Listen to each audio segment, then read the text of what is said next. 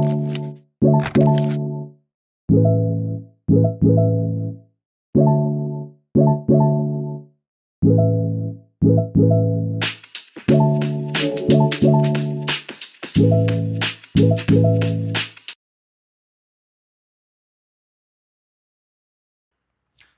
To traders Gurukul centre. ಇವತ್ತೊಂದು very interesting topic ಬಗ್ಗೆ ಮಾತಾಡೋಣ.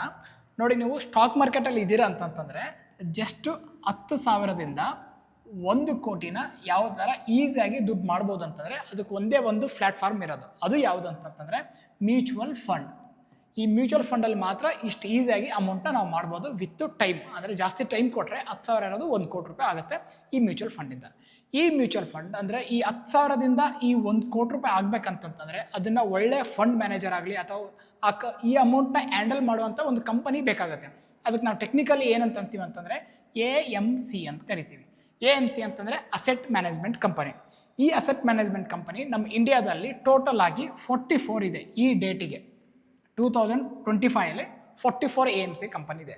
ಆ 44 AMC ಕಂಪನಿ ಏನು ಮಾಡುತ್ತೆ ಅಂತಂದರೆ ನಮ್ಮೆಲ್ಲ ಫಂಡ್ನ ಮ್ಯೂಚುವಲ್ ಆಗಿ ಕಲೆಕ್ಟ್ ಮಾಡಿಕೊಂಡು ಬೇರೆ ಬೇರೆ ಸ್ಟಾಕ್ಸಲ್ಲಿ ಇನ್ವೆಸ್ಟ್ ಮಾಡಿ ಈ ಥರ ರಿಟರ್ನ್ನ ಜನ್ರೇಟ್ ಮಾಡುತ್ತೆ. ಓಕೆ, ಈ 44 AMCಯಲ್ಲಿ ಟಾಪ್ AMC ಯಾವುದು ಮತ್ತು ಸ್ಟಾಕ್ ಮಾರ್ಕೆಟಲ್ಲಿ ಆಲ್ರೆಡಿ ಲಿಸ್ಟ್ ಇರೋದು AMC ಯಾವುದು, ಅದರಲ್ಲಿ ಇಂಡಿಯಾದಲ್ಲಿ ಎಷ್ಟು ವರ್ಕ್ ಮಾಡುತ್ತೆ, ಬೇರೆ ಪೇರೆಂಟ್ ಕಂಪನಿ ಯಾವುದು, ಈ ವಿಡಿಯೋದಲ್ಲೆಲ್ಲ ಅದರಲ್ಲಿ ನೋಡೋಣ. ನೋಡಿ, ಟೋಟಲ್ 44 AMCಯಲ್ಲಿ ಮಾರ್ಕೆಟಲ್ಲಿ ಲಿಸ್ಟ್ ಆಗಿರೋದು ಅಂದರೆ ಸ್ಟಾಕ್ ಮಾರ್ಕೆಟಲ್ಲಿ ಲಿಸ್ಟ್ ಆಗಿರೋದು ಕೇವಲ 5 AMCಗಳು. ಆ 5 AMCಯಲ್ಲಿ ಪೇರೆಂಟ್ ಕಂಪನಿಗಳು ಮತ್ತೆ ಬೇರೆ ಬೇರೆ ಥರ ಇರುತ್ತೆ. ಇದೆಲ್ಲ ಮೋರ್ ದೆನ್ 20 ಇಯರ್ಸು ಮಾರ್ಕೆಟಲ್ಲಿ ಇರುವಂಥ ಸ್ಟಾಕ್ಸ್ಗಳು. ಇವಾಗ ನೋಡಿ, ಫಾರ್ ಎಕ್ಸಾಂಪಲ್ ಫಸ್ಟ್ನೇದು HDFC AMC. ಇದ್ರ ಪೇರೆಂಟ್ ಕಂಪನಿ ಯಾವುದಂದ್ರೆ HDFC ಗ್ರೂಪ್. ಅವರೇ ಇದನ್ನು ಹ್ಯಾಂಡಲ್ ಮಾಡೋದು. ಓಕೆ, ನಾವು NSEಯಲ್ಲಿ ಯಾವ ಥರ ಸರ್ಚ್ ಮಾಡಬೇಕಂದ್ರೆ HDFC AMC ಅಂತ ಸರ್ಚ್ ಮಾಡಿದರೆ ಅಲ್ಲಿ ನಮಗೆ ಸಿಗುತ್ತೆ stocks. Second one Nippon India AMC. ಎಷ್ಟೋ ಜನ ನಿಪ್ಪಾನ್ ಮ್ಯೂಚುವಲ್ ಫಂಡ್ ಮೇಲೆ ಹಾಕಿರ್ತಾರೆ, ಬಟ್ ನಿಪ್ಪಾನ್ ಮ್ಯೂಚುವಲ್ ಫಂಡು ಯಾರ್ಯಾರು ಹ್ಯಾಂಡಲ್ ಮಾಡ್ತಾರೆ ಅಂತ ಗೊತ್ತಿಲ್ಲ. ಅದ್ರದ್ದು ಆ್ಯಕ್ಚುಲಿ ಪೇರೆಂಟ್ ಕಂಪನಿ ಯಾವುದು ಅಂತಂದರೆ ನಿಪ್ಪಾನ್ ಅಂತಂತಂದರೆ ಜಪಾನ್ ಅವ್ರದ್ದು, ಮತ್ತು ರಿಲಯನ್ಸ್ ಅಂದರೆ ನಮ್ಮ ಇಂಡಿಯಾದವ್ರದ್ದು. ಇವರಿಬ್ಬರು ಕೂಡಿ ಜಂಟಿಯಾಗಿ ಈ AMCನ ಮ್ಯಾನೇಜ್ ಮಾಡ್ತಿರ್ತಾರೆ. ಅದರದ್ದು NSEಯಲ್ಲಿ ಅಂದರೆ ಸ್ಟಾಕ್ ಮಾರ್ಕೆಟಲ್ಲಿ ನೀವು ಏನಂತ ಸರ್ಚ್ ಮಾಡಬೇಕಂದ್ರೆ NIACL ಅಂತೇಳಿ ಅವಾಗ ಸರ್ಚ್ ಮಾಡಿದ್ರೆ ನಿಪ್ಪಾನ್ ಇಂಡಿಯಾ AMC ಸಿಗುತ್ತೆ. ಅದೇ ಥರ ನಮ್ಮ ಮೂರನೇದು, ಇದು ವೆರಿ ಇಂಪಾರ್ಟೆಂಟ್ AMC. ಯಾಕಂತಂದರೆ ಇದರಲ್ಲಿ ಆಲ್ಮೋಸ್ಟ್ ಡೊಮೆಸ್ಟಿಕ್ ಇನ್ಸ್ಟಿಟ್ಯೂಷನಲ್ ಪ್ಲೇಯರೇ ಜಾಸ್ತಿ ಇರ್ತಾರೆ. UTI AMC ಅಂತೇಳಿ AMC ಕಂಪನಿ ನೇಮ್. ಅದರಲ್ಲಿ ಪೇರೆಂಟ್ ಕಂಪನಿ ಯಾರ್ಯಾರು ಅಂತಂತಂದರೆ ಈ ಎಲ್ಲ ನಮ್ಮ government bodies like SBI, LIC, Punjab national bank, bank of Baroda, ಈ ಥರ ಇನ್ನೂ ಸುಮಾರು ಏನಂತಂದರೆ ಈ ಪೇರೆಂಟ್ ಕಂಪನಿಗಳು ಕೂಡಿ ಏನು ಮ್ಯಾನೇಜ್ ಮಾಡ್ತಿದೆ ಅಂತಂದರೆ UTI AMCನ ಮ್ಯಾನೇಜ್ ಮಾಡ್ತಿದೆ. ಅದ್ರದ್ದು NSE ಸಿಂಬಲ್ ಯಾವುದು ಅಂತಂದರೆ UTI AMC ಅಂತೇಳಿ. ಅದೇ ಥರ ನಾಲ್ಕನೇದು ಯಾವುದು ಅಂತಂತಂದರೆ it is a old one, Aditya Birla sun life AMC ಅಂತೇಳಿ. ಆದಿತ್ಯ ಬಿರ್ಲಾ ಎಲ್ಲ ಸೆಕ್ಟರ್ಸಲ್ಲಿದ್ದಾರೆ. ಸೊ ಇದು AMC ಅಂದರೆ ಮ್ಯೂಚುವಲ್ ಫಂಡಲ್ಲಿನೂ ಇದ್ದಾರೆ. ಓಕೆ, ಅದ್ರದ್ದು ಮೇನ್ ಕಂಪನಿ ಯಾವ್ದು ಅಂತಂದರೆ ಆದಿತ್ಯ ಬಿರ್ಲಾ ಗ್ರೂಪ್ ಮತ್ತು ಸನ್ ಲೈಫ್ ಅಂತ, ಅಂದರೆ ಕೆನಡಾದವರು ಎರಡು ಕೂಡಿ ಈ ಆದಿತ್ಯ ಬಿರ್ಲಾ AMCನ ಮ್ಯಾನೇಜ್ ಮಾಡ್ತಾ ಇರೋದು. ಅದ್ರದ್ದು ಸಿಂಬಲ್ ಏನಿದೆ ಅಂತಂದರೆ ABSL AMC ಅಂತೇಳಿ ನಮಗೆ ಸಿಗುತ್ತೆ. ಇದು ಎಲ್ಲ ಚೆನ್ನಾಗಿ ಮೂವ್ಮೆಂಟ್ ಇರೋ ಸ್ಟಾಕ್ಸ್ಗಳು.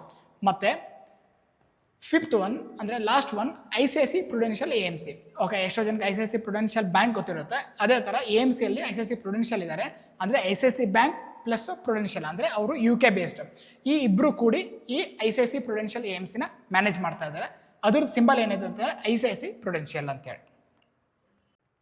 ನೋಡಿ, ಈ ನಮ್ಮ 5 AMCಗಳು ಏನಂತಂದರೆ ಟಾಪ್ ಕಂಪನಿ ಅಂತೇಳಿ ನಾವು ಅರ್ಥ ಮಾಡ್ಕೋಬೋದು. ನೋಡಿ, HDFC AMCನ ಸ್ಟಾಕ್ಸ್ ಆಗಿ ನಾವು ಇನ್ವೆಸ್ಟ್ ಮಾಡ್ಬೋದು. ಅಂದರೆ ಸ್ಟಾಕ್ಸಲ್ಲೂ ಅವರು ಟ್ರೇಡ್ ಮಾಡೋಕ್ಕೆ ಬಿಟ್ಟಿದ್ದಾರೆ. ಇದು ಜಸ್ಟ್ ಒಂದು AMC. ಅದೇ ಥರ ನಾವು ಸ್ಟಾಕ್ ಮಾರ್ಕೆಟಲ್ಲಿ ಈ HDFC AMC ಮೇಲೂ ನಾವು ಸ್ಟಾಕ್ಸ್ ಥರ ಇನ್ವೆಸ್ಟ್ ಮಾಡ್ಬೋದು. ಅಂದರೆ ಮ್ಯೂಚುವಲ್ ಫಂಡ್ ಥರನೂ ಇನ್ವೆಸ್ಟ್ ಮಾಡ್ಬೋದು, ಅದ್ರ ಜೊತೆ ಸ್ಟಾಕ್ಸ್ ಥರನೂ ಇನ್ವೆಸ್ಟ್ ಮಾಡ್ಬೋದು. ಅದೇ ಥರ ನೋಡಿ, ನೀವು UTI AMCನ ಮ್ಯೂಚುವಲ್ ಫಂಡ್ ಬೈ ಮಾಡೋಕ್ಕಾಗಿಲ್ಲ ಅಂತಂದರೆ UTI AMC ಸ್ಟಾಕ್ಸ್ ನೀವು ಹೆಂಗೆ ಸರ್ಚ್ ಮಾಡಬೇಕಂದ್ರೆ ಲೈಕ್ ಮಾರ್ಕೆಟಲ್ಲಿ ಹೋಗಿ UTI AMC ಅಂತ ಸರ್ಚ್ ಮಾಡಿದರೆ ಸಾಕು, ಅದ್ರ ಮೇಲೆ ನೀವು ಸ್ಟಾಕ್ಸಲ್ಲಿ ಇನ್ವೆಸ್ಟ್ ಮಾಡ್ಬೋದು. ಯಾವ ಥರ ಈ UTI AMCನ ಮ್ಯಾನೇಜ್ಮೆಂಟ್ ಇಷ್ಟು ಚೆನ್ನಾಗಿ ಪರ್ಫಾರ್ಮೆನ್ಸ್ ಆಗುತ್ತೆ, ಅದೇ ಥರ ಈ ಸ್ಟಾಕ್ಸ್ ಏನಾಗುತ್ತೆ ಮಾರ್ಕೆಟು ಮೇಲೆ ಹೋಗುತ್ತೆ. ಅದೇ ಥರ ನೋಡಿ, ಇದೆಲ್ಲ ಟಾಪ್ ಕಂಪನಿಗಳು.